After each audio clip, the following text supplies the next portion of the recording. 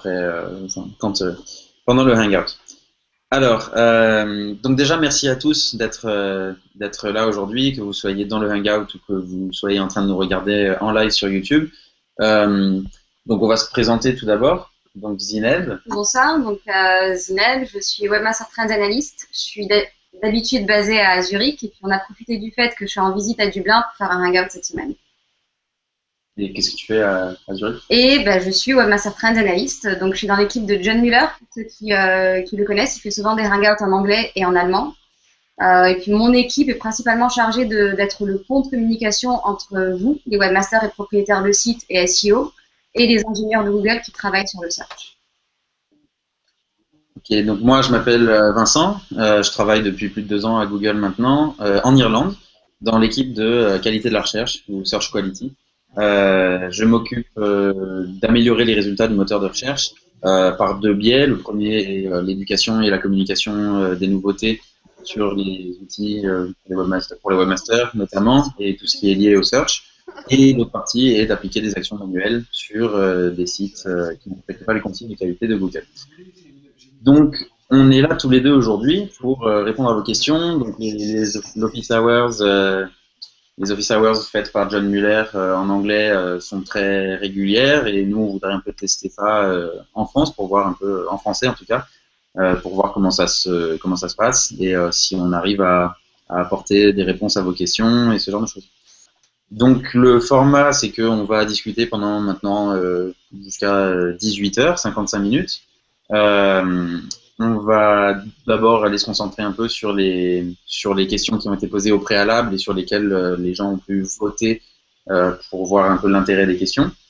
Et on ira ensuite aussi, on coupera ces questions-là avec des questions prises en live dans l'audience. Donc n'hésitez pas, ceux qui nous ont rejoints et qui peuvent nous parler sans problème à poser des questions quand vous voulez. Et aussi à utiliser le chat du groupe sur le côté droit du Hangout, qu'on lira aussi pendant le Hangout. Donc voilà, est-ce que ça va à tout le monde? Est-ce que vous avez des questions avant qu'on commence? Non, non, c'est tout bon. Okay. Alors, on va commencer. La première question qu'on a, que faire en tant qu'entreprise lorsque l'on fait face à une tentative de négative SEO sur son site? Par exemple, dépôt à notre insu de milliers de liens sur des sites de mauvaise qualité. Quel recours possible à part désavouer les liens quotidiennement? Alors, je vais répondre à cette question. Déjà, les tentatives de négative SEO, effectivement, plusieurs personnes pensent qu'elles sont victimes de négative SEO. Donc, un site tiers ou un concurrent qui essaie de nuire à leur site en créant des liens sur des pages de mauvaise qualité, sur des sites de mauvaise qualité. Ça fait déjà quelques années que la communauté webmaster et SEO en parle. De notre côté, tous les cas qui nous ont été remontés ont été des faux négatifs, on va dire, c'est-à-dire que ça n'a jamais été avéré que c'était une négative SEO. Il y avait d'autres choses qui expliquaient qu'un site perdait en visibilité sur les pages de résultats de recherche. Maintenant, la fin de la question, c'est est-ce que le seul recours, justement, c'est d'utiliser les fichiers de désaveu des liens? Oui. C'est d'ailleurs pour ça qu'il a été créé.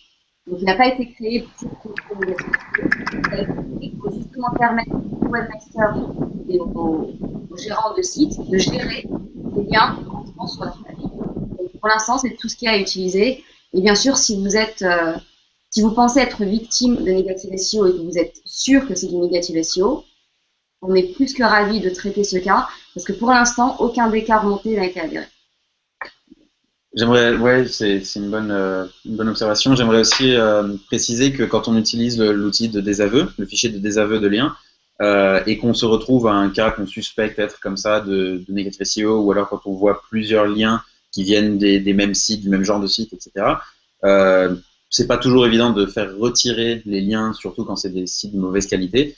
Et dans ce cas-là, c'est beaucoup plus pratique d'utiliser la commande domaine deux points et le nom de domaine du site d'où viennent les liens, que de passer URL par URL, puisque pour ces sites de mauvaise qualité, on observe en tout cas souvent que les URL, il peut y avoir de nouvelles URL générées sur ces sites-là avec des liens, des nouveaux liens vers votre site, etc. Donc pour régler le problème une bonne fois pour toutes, il ne suffit pas de désavouer l'URL qui apparaît en ce moment dans les outils Google pour le webmaster, mais bien de désavouer le domaine en entier.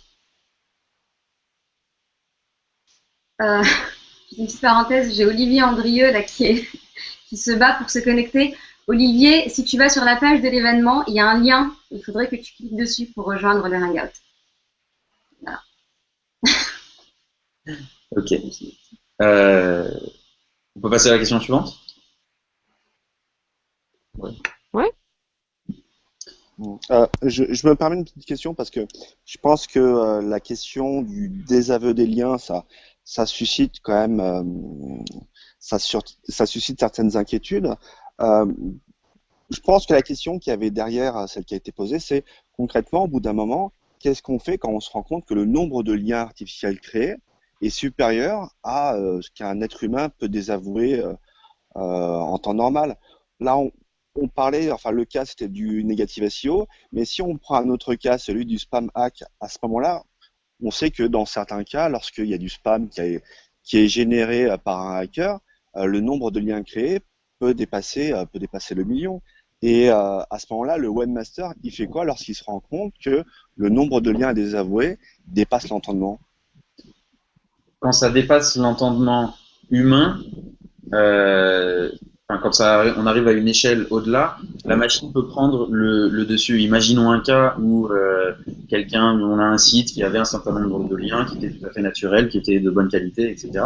Et tout d'un coup, on se rend compte que en une semaine, il y a 1 million de liens, comme tu dis, qui apparaissent d'un coup comme ça, et venant de sites qui n'ont rien à voir, de sites en langue étrangère, de sites comme on le voit en général dans les cas de hacking.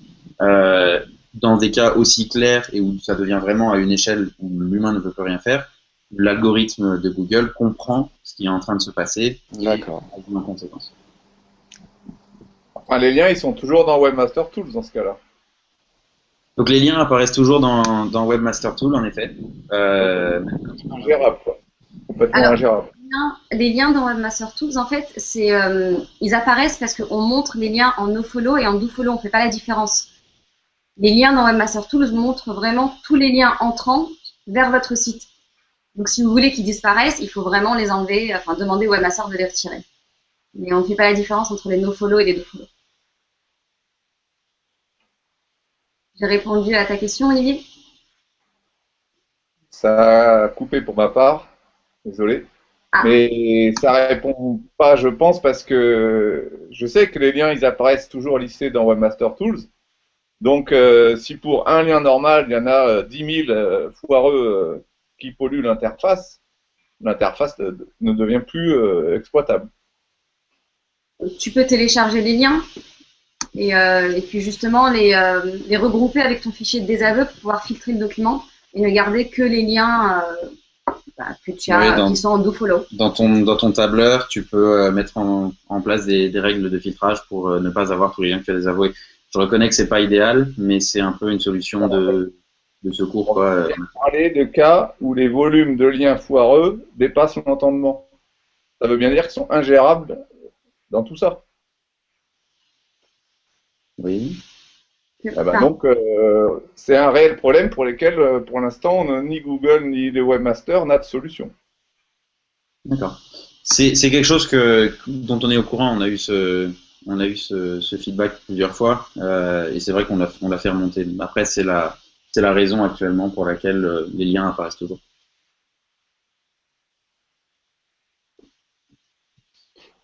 Donc, on peut aller sur la question suivante. On a Déborah qui nous demande, dans certains cas, l'ajout de liens transverses ou site-wide dans une galaxie de sites peut favoriser la navigation, mais leur présence peut aussi être considérée comme un abus, source de pénalité. Quelle est la position de Google sur le sujet? Donc, il y a plusieurs termes à définir un peu là-dedans. Il y a lien site-wide, il y a galaxie de sites, site-wide, galaxie de sites et considéré comme abus ou source de pénalité. Donc, lien site-wide, pour ceux qui ne connaissent pas, c'est vraiment quand on a un lien qui est présent sur toutes les pages d'un site vers un autre site. La galaxie de sites, c'est beaucoup plus compliqué à définir. Je pense que ce que veut dire la personne, c'est quand on a un ensemble de sites, soit gérés par les mêmes propriétaires, soit qui sont sur le même sujet ou des sujets similaires, des thématiques similaires, etc. En tout cas, c'est comme ça que je comprends la question. Et ensuite, la dernière chose que je voulais déterminer, c'est considéré comme un abus ou source de pénalité. Je vais y arriver dans la fin de la question, de la réponse. Donc, ici, il faut vraiment regarder ce qui peut être considéré comme un abus. Pourquoi le lien a été posé là, ou les liens ont été créés? Dès qu'on commence à rentrer dans des considérations d'optimisation du lien, c'est-à-dire qu'on a une réflexion du webmaster qui se dit je vais mettre un lien en site-wide, en footer de mon site par exemple, vers tous les autres avec des encres optimisées, vers des pages optimisées, avec vraiment, quand on commence à prendre une considération SEO, c'est là que ça devient compliqué et qu'on peut rentrer dans une zone d'abus, justement, et éventuellement de pénalisation. Les liens site-wide, c'est toujours un sujet un peu complexe et il faut le regarder de telle manière, en fait. Est-ce que, navigationnellement, l'utilisateur va se retrouver à cliquer sur ce lien? Est-ce que ça va lui être utile ou est-ce qu'on est complètement dans une optique de faire comprendre à Google, d'essayer de faire comprendre à Google qu'on a des liens, des réseaux, pardon, des sites qui sont reliés entre eux et qu'on va essayer de les booster les uns les autres, etc. Ça, c'est tout de suite beaucoup plus complexe. Quelque chose à rajouter? Non, c'est exactement ça. Il faut avant tout que le lien soit utile à l'utilisateur.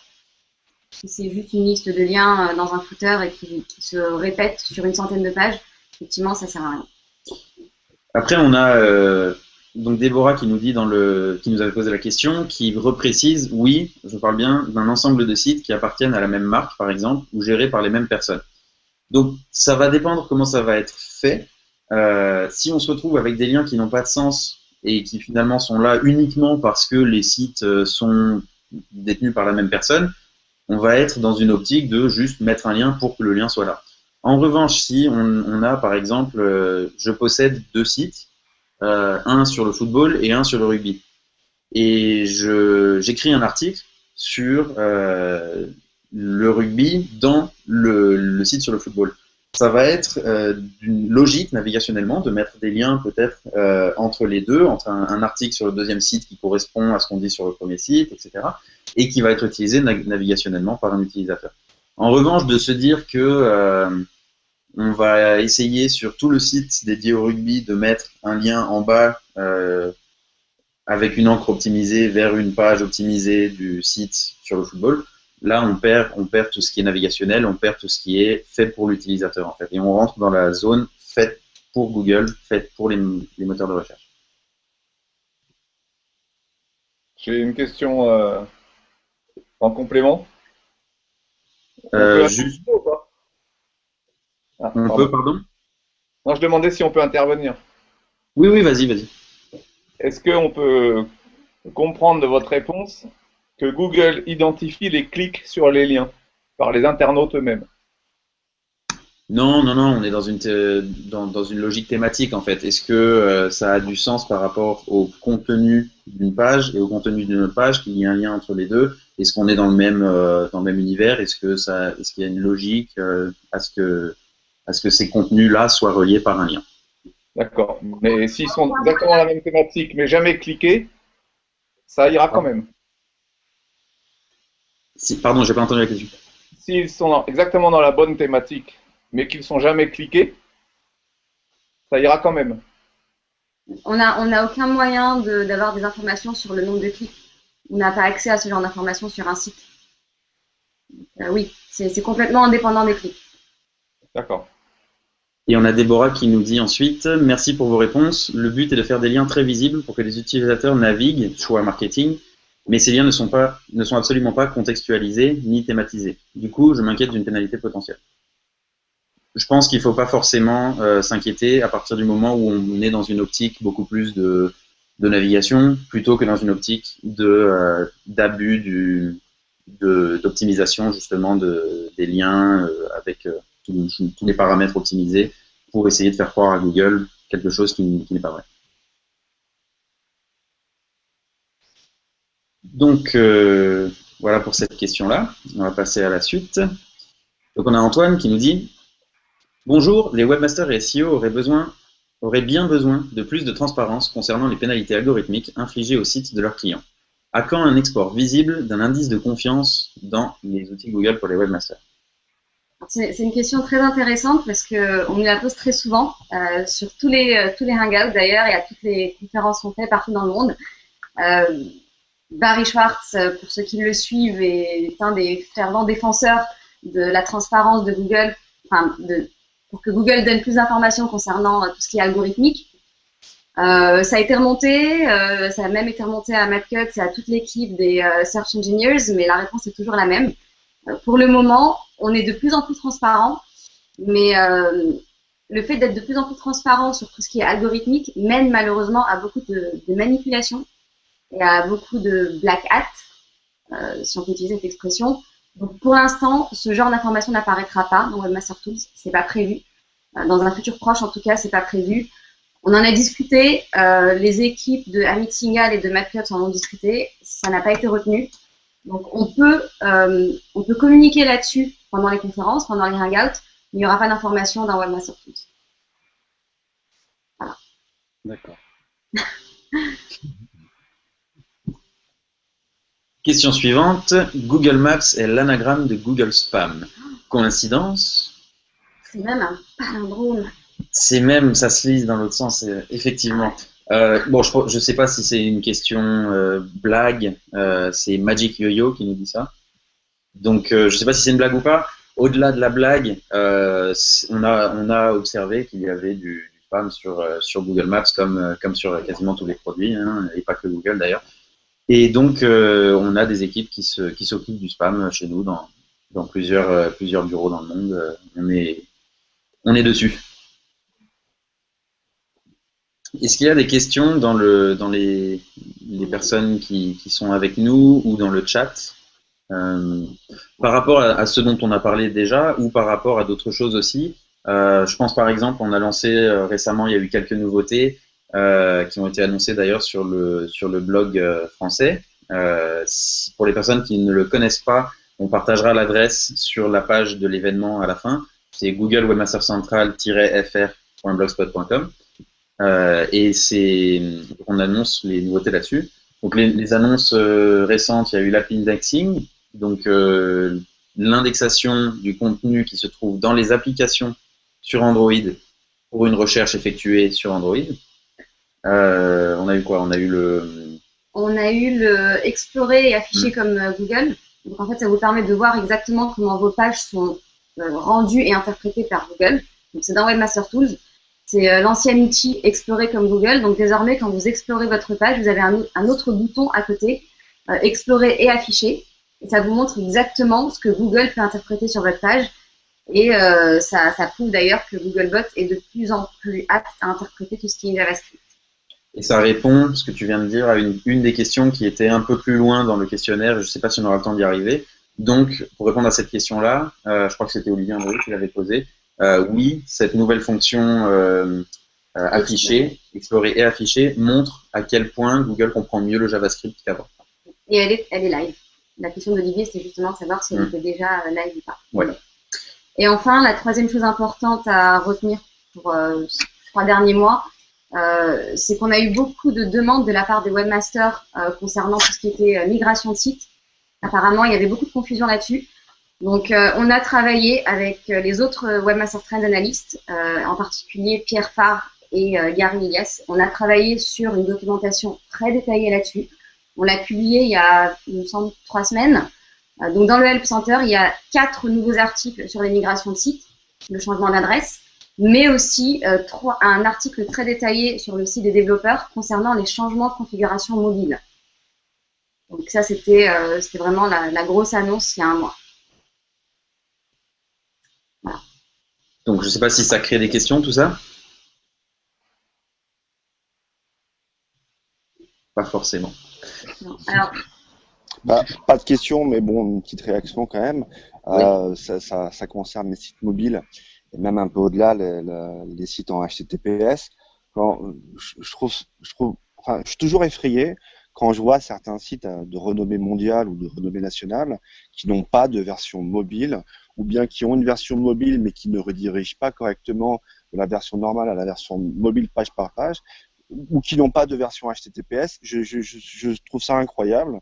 de voir le nombre de sites qui sont encore dans cette configuration-là, qui ne comprennent pas, enfin, qui ne font pas attention un peu, qui ne doivent pas faire attention déjà à leur analytics, parce que ça veut dire qu'ils passent à côté d'un pourcentage de connexions et puis ils se disent pas, tiens, on pourrait transformer le nombre de connexions mobiles, et qui ne voient pas devant. Donc, je comprends pas.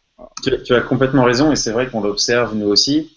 C'est vraiment des problèmes pour nous puisque évidemment un site qui est mal optimisé pour les utilisateurs et pour les moteurs de recherche, bah, ça fait une ressource de moins pour les utilisateurs. Et c'est vrai qu'on veut toujours essayer d'améliorer enfin de proposer les meilleurs sites. On a commencé à faire des changements un peu pour essayer d'indiquer aux utilisateurs et aux webmasters ce genre de choses-là. Il y a notamment le backlink qui a commencé aux États-Unis.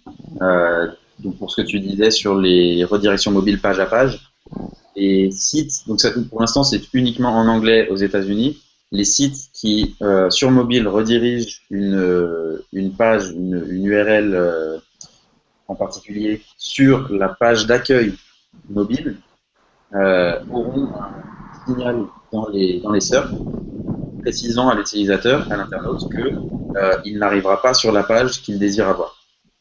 Et donc par ça, la réaction a été plutôt positive aux États-Unis.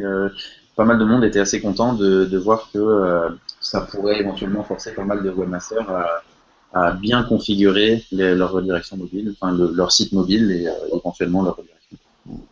Et pour continuer sur ta lancée, Excel, tout d'abord, c'est pas pour rien que tu es top contributeur, je crois, donc merci beaucoup. Et effectivement, tu vois qu'il y a ce genre de...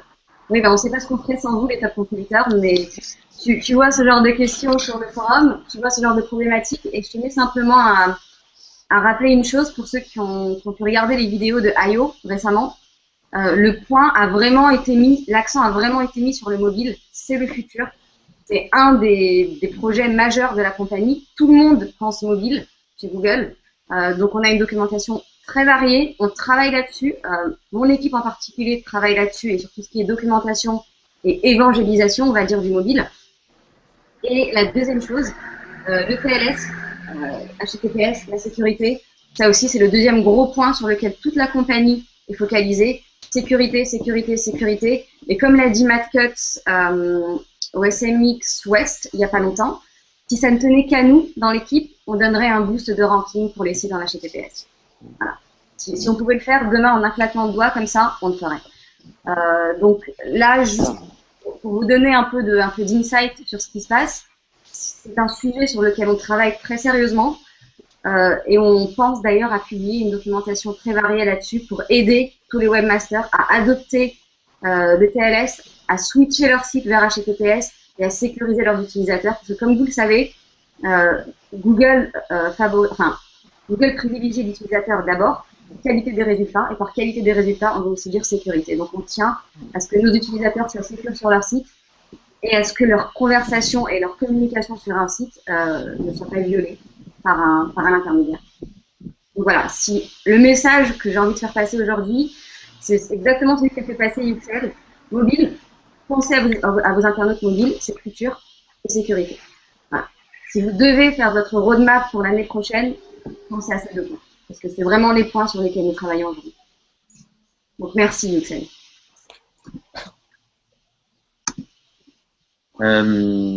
Donc est-ce qu'il y a des questions sur ces nouveautés ou sur ce dont on vient de parler pendant les 5 dernières minutes? Pas forcément. Bon, vous pouvez toujours poser les questions dans le chat. Alors, nouvelle question qui nous vient de Daniela. Bonjour, existe-t-il une manière d'être de nouveau dans les résultats de Google après avoir supprimé tous ces backlinks nocifs, autres que la demande de reconsidération, puisqu'il ne s'agit pas ici d'une pénalité manuelle, mais bien algorithmique?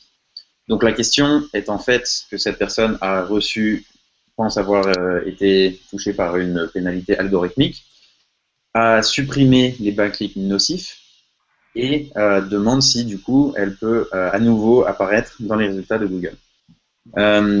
C'est une question qui est assez complexe et sans exemple, c'est difficile de donner une réponse complète, mais je vais m'essayer à l'exercice.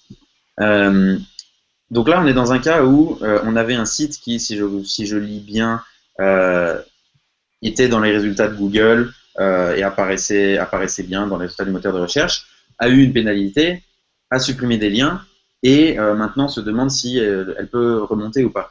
La première question à se demander, c'est si ces liens étaient nocifs et qu'ils étaient nocifs contre les consignes de qualité de Google, à savoir pas naturels ou inorganiques, puisqu'ils ont été acquis dans une optique de SEO et pas dans une optique complètement organique. On peut dire, à ce moment, on peut se demander si la place du site avant la pénalité algorithmique, la place du site dans les résultats du moteur de recherche, était vraiment celle que le site devait avoir par rapport à son contenu. Donc, de voir un peu si le site était effectivement boosté dans ses résultats sur le moteur de recherche par ces liens-là. Si on a retiré ces liens-là et que le contenu n'a pas changé, qu'il est toujours le même, à ce moment-là, le site apparaîtra dans les résultats de recherche en fonction de la requête des utilisateurs, des internautes, à l'endroit où Google estime qu'il doit apparaître. Dans un tel cas, la meilleure façon d'essayer de remonter, c'est en essayant d'améliorer tout simplement le contenu plutôt que de se demander exactement comment remonter parce que les liens ne sont plus là, donc il n'y a plus de pénalité algorithmique. Je ne sais pas à quel point c'était clair. Moi, je subis le même problème et je suis assez intéressée par la question. C'est Oui. pourquoi j'ai même mis un post dans le chat. Et en réalité, donc j'ai eu le même problème. J'ai eu une chute dans la SERP, j'étais plus dans les résultats. Et j'ai fait un contrôle des backlinks nocifs et rentré ceux qui n'avaient pas été supprimés par les webmasters dans l'outil des aveux. Et j'avais modifié mes contenus pour les rendre plus aptes aux utilisateurs, justement. Et pour le moment, on n'est toujours pas retombé dans l'indexation, donc c'est pour ça que moi aussi ça m'intéresse énormément. Donc voilà, je voulais savoir s'il fallait attendre une nouvelle mise à jour, peut-être, un update pour pouvoir réapparaître, mais comme on n'a pas les dates d'update, bah. Normalement, les updates aident. D'ailleurs, c'est dans les annonces que faisait Matt Cutts sur le lancement de chaque filtre algorithmique, de chaque panda ou de chaque pingouin. Il insistait parfois sur le fait que les sites impactés par la version précédente allaient s'en remettre, allaient pouvoir sortir de la pénalité, si on peut parler de pénalité. Donc oui, normalement, lorsque vous avez une action algorithmique sur votre site, par un algorithme, par un filtre algorithmique particulier, panda ou pingouin, il y en a beaucoup d'autres, mais bon, ce sont les deux dont on parle le plus. Il va falloir attendre la prochaine mise à jour de ce type de filtre algorithmique pour ressortir. Maintenant, il est très difficile et seules les équipes internes de Google peuvent dire si un site a été impacté ou pas par Panda ou par Pingouin ou par autre chose. Donc, il y a beaucoup de webmasters, parfois on le voit sur le forum, qui arrivent et qui posent la question j'ai été pénalisé par Panda, j'ai été pénalisé par Pingouin, tout simplement parce que la chute de trafic ou de visibilité qu'ils ont remarqué sur leur site coïncide plus ou moins à quelques jours près avec la mise à jour d'un filtre algorithmique. C'est pas toujours le cas. C'est beaucoup plus compliqué et je crois que c'était Matt Cutts qui l'avait dit dans un de ses au SMX récemment, où il avait dit, vous savez, on parle souvent de Panda et Pingouin, mais il y a plus d'une centaine de changements algorithmiques qui sont faits mais toutes les semaines, voire tous les jours, et on a beaucoup d'autres dont on ne parle pas et qui impactent aussi les sites. Donc c'est très facile de dire ah c'est un panda, ah c'est un pingouin, mais c'est pas toujours le cas. Donc c'est pour ça que la meilleure réponse à donner à ce genre de questions, c'est travailler sur votre contenu, concentrez-vous sur votre contenu et sur vos utilisateurs d'abord. Vous ne pouvez pas savoir à 100% ce qui impacte votre site, sauf bien sûr si vous posez la question sur le forum, et que là vous avez une confirmation d'un Googler qui vous dit exactement oui effectivement. C'est ce que j'allais dire justement. Je ne sais pas si Rachel, tu es passée sur le forum d'aide aux utilisateurs. Non, pas encore. En fait, j'ai une pénalité manuelle, donc j'ai modifié mes contenus. Ah d'accord.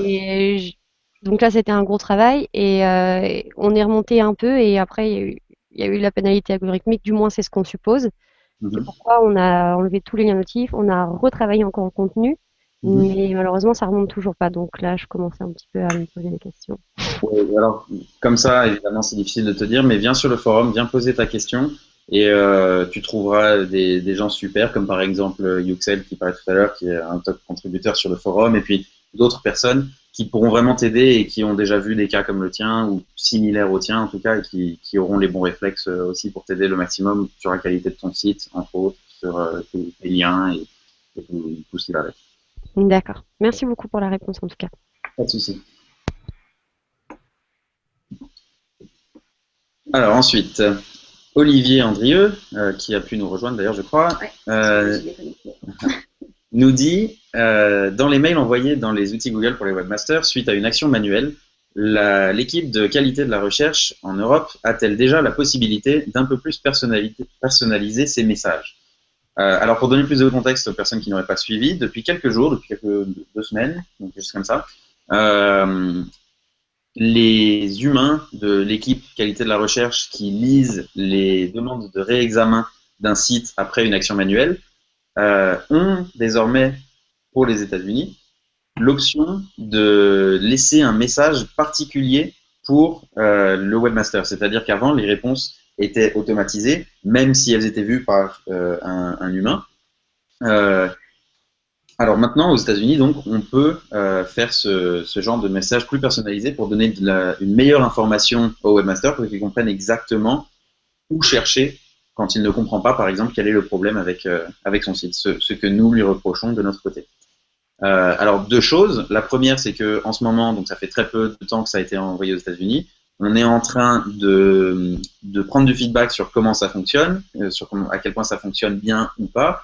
Est-ce qu'il y a plus de chances qu'un webmaster voit son site réintégré ou en tout cas l'action manuelle levée rapidement après un message particulier ou non? Est-ce que ça fait une vraie différence? Parce que pour nous, au niveau du traitement, c'est plus de travail. Donc il faut aussi que ça débouche sur une meilleure qualité des demandes de réexamen, en gros. Et on est en train de mettre en place les processus pour amener cette possibilité-là sur les marchés européens et mondiaux. Dans les semaines ou mois qui vont venir, on va essayer évidemment de l'amener le plus vite possible si on observe que c'est utile. La deuxième chose à préciser à ce niveau-là, c'est qu'on se concentrera vraiment pour ces messages particuliers sur les webmasters qui ont déjà montré un effort, ou quand on va aller regarder l'état du site, on va repérer qu'il y a un changement, qu'il y a en tout cas un début, que la personne a commencé à essayer de comprendre, ou que dans son message, elle nous indique ce qu'elle a fait et qu'elle est...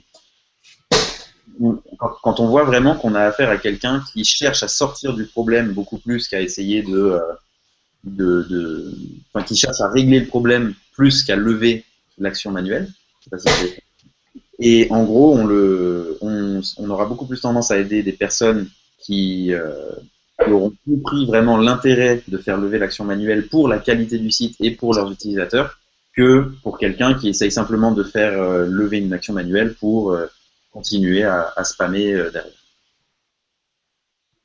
Donc voilà. Est-ce que ça répond à ta question, Olivier? Oui. Tu m'entends? Ouais, on t'entend. Ah, d'accord, ok, super. Ok, donc on va passer à la question suivante. Toujours Olivier. Sur une pénalité pingouin, si le site pénalisé corrige rapidement ce qui ne va pas, doit-il attendre le prochain lancement du filtre pour voir la pénalité sauter? Donc Zineb vient d'y répondre. Tu as entendu la réponse, Olivier? Tu étais déjà là? Non, je n'ai pas entendu, non, désolé. Mais c'est pas grave, j'écouterai en différé. Ah mais non, enfin, pour faire rapide, oui. La réponse est oui. Il faut attendre justement une mise à jour. Donc si on prend Penguin par exemple, Penguin, depuis octobre, il n'y a pas eu de lancement, donc les gens qui ont été pénalisés par Penguin, ils attendent quoi. Voilà, pour l'instant. D'accord. Mais dans ma réponse tout à l'heure, je pense que c'était Rachel qui posait une question similaire concernant les algorithmes. Tu ne peux pas vraiment savoir à 100% si c'est un pingouin ou un panda ou un autre animal. À la limite que ça s'appelle dromadaire ou chimpanzé, c'est pas le problème, c'est pas le problème quoi. C'est que le problème c'est si le filtre est lancé tous les ans, c'est la cata quoi. Mais le filtre est fait de plusieurs signaux aussi. Et ces signaux, comme je disais, enfin l'algorithme est mis à jour mais plusieurs fois par jour. Donc peut-être qu'un des signaux qui a été lancé dans Pingouin sera repris dans les autres changements et dans les autres updates qu'il y a tous les jours. Donc c'est pour ça que je dis, déjà, d'une part, tu ne peux pas être sûr que ton site a été impacté par un pingouin ou un panda ou quelque chose. Et de deux, on fait des updates constamment, tous les jours. Donc là, la question n'est pas de savoir quand est-ce que ce sera updaté ou est-ce que mon site a été impacté par cet algorithme ou pas. La question est de tout simplement continuer à créer du bon contenu et à travailler. Bien sûr, je comprends, mais quelque part, après, il peut y avoir le droit à l'erreur aussi. Le problème, c'est que dans une pénalité manuelle, bah, on fait une erreur, le webmaster fait une erreur, et puis il y a quelque part une procédure, et puis derrière, ça se règle, et puis je pense que la personne a compris qu'il faut plus qu'elle continue. Dans le cas d'une pénalité algorithmique, c'est plus complexe parce que bah, il peut y avoir une pénalité, quel que soit son nom, quel que soit le filtre finalement. La personne corrige, et elle peut attendre des mois et des mois. Et elle ne saura même pas si c'est ce qu'elle a fait, c'est bien. Mais c'est un vrai problème. Hein. C'est très complexe, donc je vais essayer d'être claire, mais en interne, si tu veux, on ne parle pas, et même en externe, on ne parle pas vraiment de pénalité algorithmique. Pour nous, une pénalité, c'est quand c'est manuel. Maintenant, tout ce qui est algorithmique, donc tous ces changements, toutes ces updates d'algorithmes font partie de l'algorithme en lui-même. Donc, ce n'est pas vraiment des pénalités. Si ça se trouve, dans 10 ans, les critères qui sont pris en compte là, en ce moment pour Penguin ou Panda ou un autre algorithme, feront vraiment partie de l'algorithme d'ensemble. Donc, on ne parle pas de pénalité, c'est simplement comment l'algorithme traite les sites. Et il faut savoir aussi que pour qu'un site soit impacté par un changement algorithmique, parce qu'encore une fois, ce n'est pas une pénalité, c'est simplement un impact, il faut vraiment que le site soit très mal noté pour caricaturer la chose. Il faut vraiment que ce soit un site de très mauvaise qualité. Parce que normalement, on essaie de pénaliser manuellement pour permettre justement, parce qu'on se dit, bon, c'est peut-être une erreur et le webmaster peut s'en sortir, mais normalement, pour qu'un site passe par le filtre algorithmique, c'est que vraiment, il est pas bon du tout.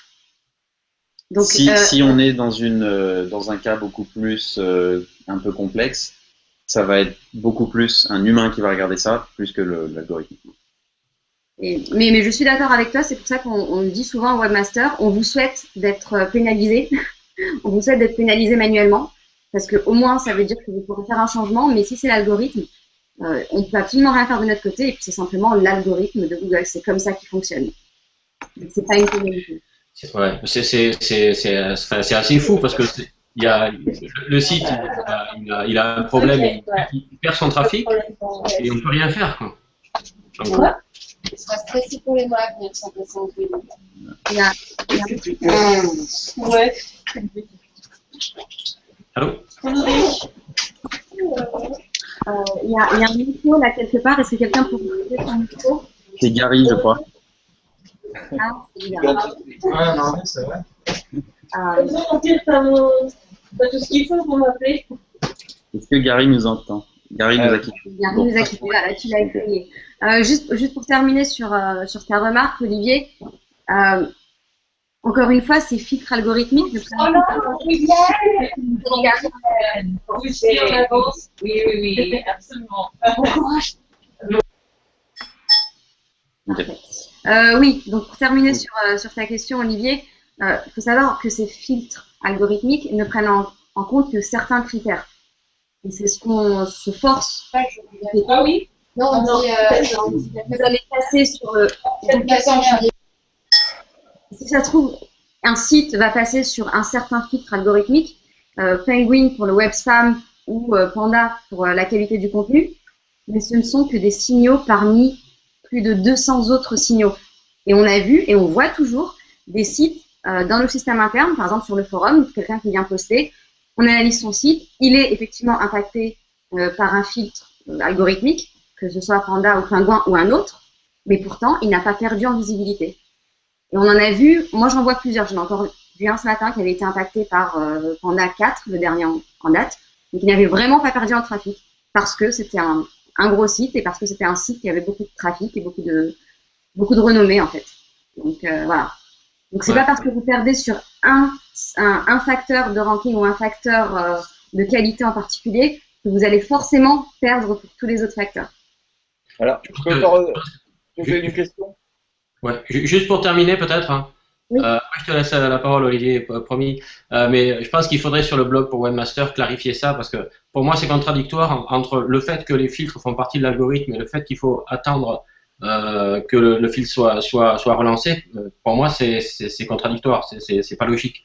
Donc peut-être qu'il faudra, enfin je sais pas, c'est une idée quoi, de prévoir quelques billets Non, sur mais le webmaster parce que c'est incompréhensible pour les gens, c'est vraiment incompréhensible. ce sont des filtres algorithmiques. Voilà, l'algorithme est fait de plusieurs filtres, et ça, ceux-là sont des 2 filtres en particulier. Mais il y en a plusieurs autres qui tournent en permanence. Et c'est pas parce que vous êtes impacté par un seul filtre que vous allez forcément perdre pour les 200 autres signaux restants. Donc c'est comme une pénalité manuelle en fait, c'est comme une action manuelle. C'est pas parce que tu es sur une action manuelle sur, je sais pas, contenu généré par les utilisateurs, contenu spammy, que tu vas forcément perdre en visibilité. Si le reste de ton site est bon, tu peux très bien garder la même visibilité et puis le même ranking. Tu es en train de dire que Panda et Penguin, c'est deux critères parmi les 200? Ça prend en compte quelques critères parmi les 200, mais c'est pas les 200 critères d'un coup. Oui. Bah, Penguin, c'est un algorithme de web spam, et Panda est décrit comme un algorithme de qualité de contenu. Oui, ça, d'accord. Donc ça prend en compte exactement les mêmes critères. On bouge sur un autre sujet parce que il y a encore plus de questions sur le formulaire. Olivier avait une question. Olivier numéro à droite. numéro à droite. Non, mais pour être très concret, un site qui perd 40% de visibilité Google le jour même de Penguin, ça s'appelle bien être impacté par l'algorithme de Penguin. Lui, il essaye de corriger et les mois passent, et son entreprise a le temps de mourir parce qu'il n'y a toujours pas de mise à jour. Donc on peut appeler ça une pénalité ou pas, on peut appeler ça un filtre, 10 filtres. On est certain, dans ce cas-là, qu'il a bien été impacté par Penguin. Et bien donc, il doit attendre la prochaine mise à jour. C'est bien ça. J'aimerais bien te dire qu'on est certain, mais non, même pas. On n'est pas certain. C'est effectivement, je déteste ce mot, mais effectivement, il y a corrélation parce que c'est arrivé le même jour. Mais on ne peut pas être certain, à moins de poser la question. Non, mais vraiment, Olivier, à moins de poser la question sur le forum. Si tu me donnes cet exemple, par exemple, si j'ai l'URL, je pourrais te confirmer si oui ou non ça a été impacté par Panda 4 ou par Penguin, mais tu ne peux pas le savoir à 100%. C'est corrélé, mais c'est pas parce que c'est tombé le même jour que c'est forcément ce filtre-là. De plus, juste pour terminer là-dessus, ce que j'ai dit à Olivier à gauche juste avant, c'est un critère parmi tant d'autres. Donc, c'est pas parce que le filtre est updaté 6 mois après ou 1 an après que tu ne peux pas remonter dans les résultats de recherche. Il suffit de travailler sur les autres critères et d'améliorer ton site. Il y a des mises à jour tous les jours. Donc, c'est... Et on en a vu, et on en voit toujours, et c'est l'exemple que j'ai donné, il y a des sites impactés par Panda et Penguin qui ne perdent pas en visibilité, parce qu'ils ont d'autres critères à côté. Dans ce cas de figure, le problème étant quand même qu'on est forcément dans la position où on se demande est-ce qu'on continue à faire des efforts pour promouvoir ce nom de domaine-là, ou est-ce qu'on le jette à la poubelle? Et ça, je pense que c'est une question qui agite pas mal de neurones. Bah, là, c'est une question à laquelle seul le webmaster du site peut répondre. Parce que seul vous, nous, on peut y répondre effectivement parce qu'on a les outils d'analyse à côté, mais il faut l'URL du site. Mais seul le webmaster peut avoir l'historique du site, peut voir justement par rapport aux guidelines, aux conseils du webmaster, si le site est vraiment dans le rouge ou juste dans le orange. Donc là, il y a plusieurs critères et c'est au webmaster de faire l'analyse. Ouais. D'accord. Et est-ce que vous pouvez repréciser, vous avez parlé d'un forum ou d'un endroit particulier dans le forum où vous pourriez nous éclairer en regard d'une URL, est-ce que vous pouvez le réexpliquer? Je ne l'ai pas bien compris. Bah, on remettra aussi, on partagera sur Google+, sur la page de l'événement, le lien vers le forum. C'est un forum de support pour les webmasters, en fait, qui est géré par la communauté et où nous, on passe de temps en temps et on répond à certains posts quand on peut avoir, une plus-value. D'accord, merci. Pas de souci. Alors, on va passer à la suite. Amaury nous dit « Bonjour, nous n'avons pas assez de transparence avec l'outil de désaveu des liens envers nos clients pour une agence, par exemple. Quand allez-vous mettre en place un délai de traitement avec une estimation en jours, mois ou années ?» Donc là, on est sur une question, au bout de combien de temps, en gros, sont traités les fichiers de désaveu. Là, c'est une question de quelques jours. Et c'est clair, c'est pour tous les sites, dès qu'un fichier de désaveu est soumis, au bout de quelques jours, il est pris en compte. Voilà, je ne peux pas faire plus clair. Question suivante. de San Paolo. Didier, que tu connais? Je connais. Donc Didier nous dit. Donc Didier nous dit, suite à l'intégration de Google Maps sur un site que j'ai dit, j'ai vu apparaître un grand nombre de mentions désolé, aucune image n'est disponible dans les SERPs. Comment pallier à ce phénomène? Donc ce n'est pas nouveau, effectivement. Ça nous a été remonté il y a déjà quelques mois sur le forum anglais. Donc cette question m'a permis de regarder dans mes mails les mails qu'on avait envoyés dans le passé aux ingénieurs.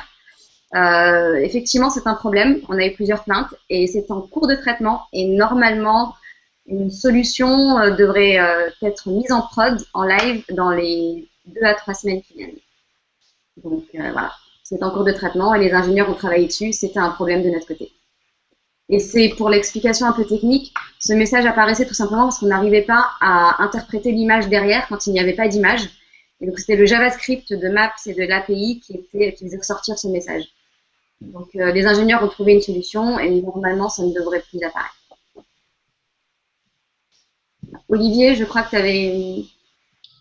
Oui, j'ai juste une petite question par rapport au fichier de désaveu.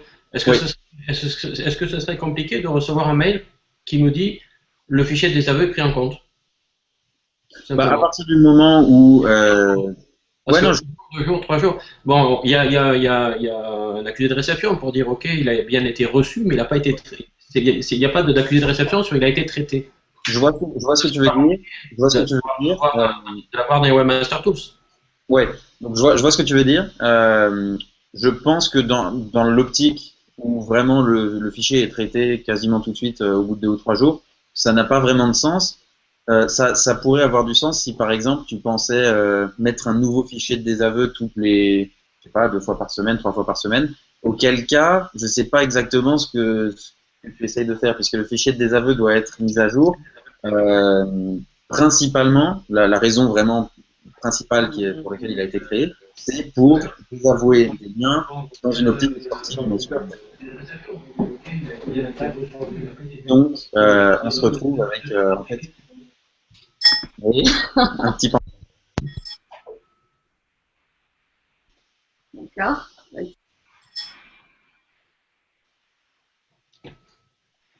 Donc, je sais pas si ça répond à ta question. Oui, enfin, tant qu'à envoyer un message, je pense que c'est plus logique d'envoyer un message pour dire il est traité qu'il est reçu. Mais bon. D'accord, bah écoute, je sais pas si c'est un feedback qui a déjà été donné. Moi, c'est la première fois que je l'entends et je trouve que c'est un très très bon feedback. Ouais, c'est vrai que c'est intéressant. C'est quelque chose. On va en parler dans les prochaines réunions.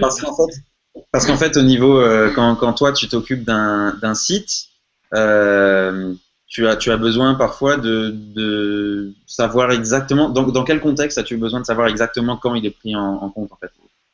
Non, mais je trouve ça plus logique tout simplement. Non, moi a priori. Ok, je me demandais si c'était basé. La procédure me semble plus logique. Okay. Parce qu'en fait, beaucoup de gens ne savent pas, et en fait, ça part un peu dans les limbes du web et de Google, et en fait, on ne sait pas derrière. C'est peut-être 2 jours, c'est peut-être 3 jours, parfois on se dit c'est peut-être 15 jours. Comme ça n'apparaît pas dans les Webmaster Tools sous une autre forme, ben en fait, finalement, on n'a aucune notification que c'est pris en compte. D'accord. Oui, c'est vrai. Vous avez un doute, effectivement. C'est vraiment un très bon feedback. Si tu as des use cases aussi d'utilisation pour que ce soit utile, etc., n'hésite pas à les partager avec nous. Nous, c'est vrai qu'on a toujours, quand on va voir les ingénieurs, il faut qu'on leur montre quel est l'intérêt d'une feature ou de quelque chose. Donc, plus on a des arguments aussi, plus on peut leur faire voir à quel point c'est intéressant d'avoir cette fonctionnalité-là plutôt qu'une autre. Ok. Voilà. Hassini, panda, là. Hassini, d'accord. On a un autre panda qui nous a rejoint, c'est mignon. Alors, Yeka nous demande, est-il prévu prochainement de pouvoir fusionner une page Google Plus et une page Google locale? Alors, c'est une question intéressante, donc ça ne nous concerne pas vraiment, Moi, ça ne concerne pas vraiment nos équipes, mais je peux quand même y répondre. Je crois que les pages Google Plus et Google Local sont deux choses différentes. Et Google Local ne s'appelle plus Google Local, maintenant c'est Google My Business. Et puis, normalement, si vous avez une page Google Plus Local avant, elle s'est automatiquement transformée en Google My Business depuis la mise à jour il y a quelques semaines. Donc, voilà, c'est automatique. Est-ce qu'il y a des questions dans le l'audience dans les gens qui sont avec nous? Oui, Oui, oui. c'est Thomas Allaire. Thomas. Thomas, En fait, on est les auteurs de la première question. ouais. Et comme on l'a mis sur le chat, on est absolument certain qu'il s'agit de Negative SEO. Et donc, si ce cas vous intéresse, on aimerait collaborer avec vous pour que vous puissiez investiguer sur ce type de cas. Et on est d'ailleurs surpris que vous ayez jamais eu de cas dont vous étiez vous aussi certain qu'il s'agissait de Negative SEO. Voilà, enfin moi, parce que j'en ai fait remonter pas mal, des cas comme ça, et à chaque fois, lorsqu'on les a analysés, il y avait d'autres choses que les liens qui étaient à l'origine du manque de visibilité du site. Voilà, c'est pour ça que je dis toujours, et je sais que c'est très difficile à accepter comme explication, les liens ne sont qu'un facteur parmi tant d'autres. En fait, là, concrètement, on n'a pas eu de pénalité. On n'a pas du tout constaté de baisse de position ni de baisse d'audience. Par contre, on a vu les liens et on a peur d'avoir une pénalité. Donc, on les traite via le 10 à l'eau, mais on aimerait mettre fin à ce négatif. Très très bon exemple. C'est vraiment un très très bon exemple. Et moi, déjà, je serais curieuse de voir l'URL. Si vous pouvez la partager avec nous, ce serait intéressant. Mais ça veut peut-être dire s'il n'y a eu aucun impact et si tu es sûr que ces liens ont été mis là par un concurrent, ça veut dire que l'algorithme fonctionne vraiment bien et ça veut dire qu'on les a déjà détectés. Parce que ça arrive aussi où on reçoit des escalations, enfin des personnes, des SEO, des webmasters nous envoient des mails en nous disant écoutez, là je suis sûr que c'est un cas de négatif SEO. Et quand on analyse ça, on remarque que l'algorithme de notre côté a déjà traité ces liens comme des nofollow. Parce que l'algorithme le fait. Certains liens, on ne les prend pas en compte directement dans le PageRank, si on peut encore parler de PageRank d'un site. Ok, donc concrètement, sur la page de l'événement, enfin du Hangout, on vous partagera des liens pour vous aider à regarder ce cas. Le mieux pour qu'on puisse garder un historique et puis pour que ça puisse aider les autres webmasters, c'est d'ouvrir un thread, un post dans le forum pour les webmasters. Ok, très bien. Dans la partie crawling et indexing, exploration et indexation, ouvrir un thread avec comme titre exemple négative SEO. Comme ça, tout le monde pourra le suivre. Voilà. On mettra un lien vers le forum dans l'événement Google Plus d'aujourd'hui. Ok, merci beaucoup. Mais c'est intéressant en tout cas, merci pour la remarque. Est-ce qu'il y a d'autres questions? J'aurais une question peut-être? Ouais. Oui. En fait, c'est une question sur le robot.txt. Ouais. Je suis pas sûr que vous ayez la réponse, mais ce sera peut-être une question à poser aux développeurs. En fait, quand on met un robot.txt avec un isolo, avec des URL, donc ça va interdire le crawl, mais ça, a priori chez Google, mais c'est pas a priori, chez Google, ça n'interdit pas l'indexation. Donc les URL se retrouvent dans les résultats de recherche avec le petit message comme quoi il y a un fichier robot.txt. Donc ma question c'est pourquoi tout simplement ne pas faire disparaître ces URL des résultats de recherche, parce qu'en fait ça pollue plus qu'autre chose. Il y a déjà un outil pour le faire. Si tu veux faire disparaître une URL, tu mets un tag noindex. Oui, d'accord, mais pourquoi ça répond pas à ma question. Non, mais pourquoi le robot.txt?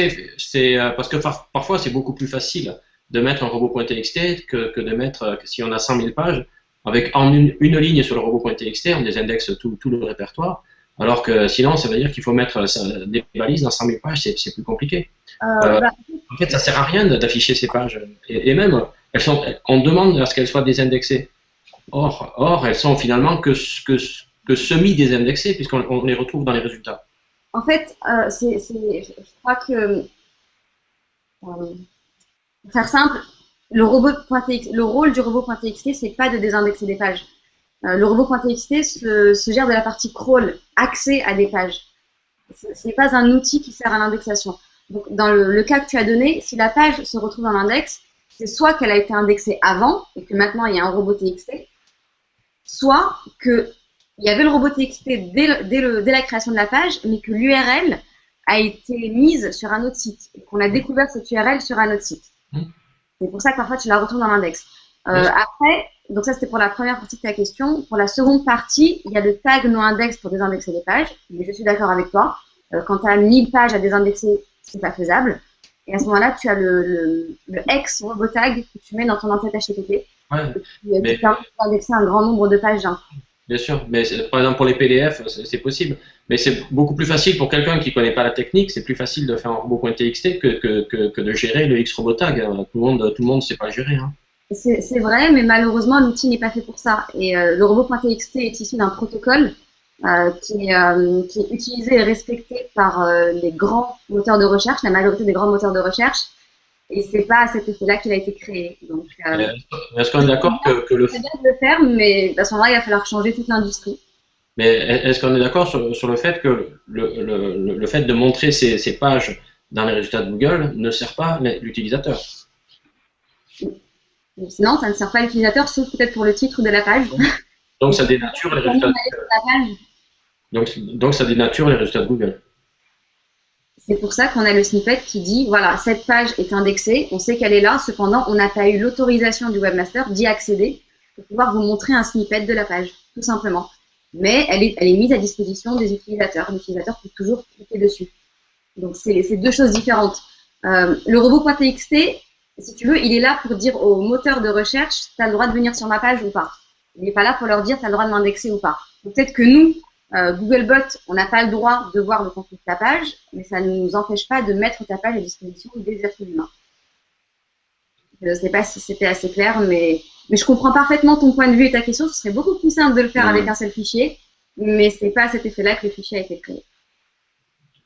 Ok. On va prendre une dernière question. Est-ce qu'il y a une question dans les personnes présentes? Pas spécialement. On peut aller sur la question suivante. Bonjour, comment Google gère le duplicate content interne sur un site e-commerce, notamment des descriptions produits disponibles sur les pages catégories et sur les fiches produits? Merci. Alors, c'est très simple. On gère très très bien le contenu dupliqué.